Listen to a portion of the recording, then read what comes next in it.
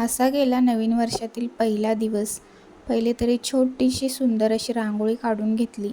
त्यानंतर फुलांचा हार बनवून घेतला, दरवाजाला तोरण आणि देवाला हार असं बनवून घेतलं. आणि आज नाश्त्यामध्ये मी खिचडी बनवली होती, म्हणजे साबुदाणा खिचडी.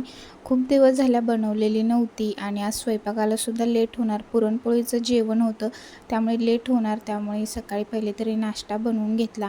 पोटभर नाश्ता केल्यानंतर स्वयंपाकाला सुरुवात केली आणि ते मस्त कटाची आमटी बनवली होती.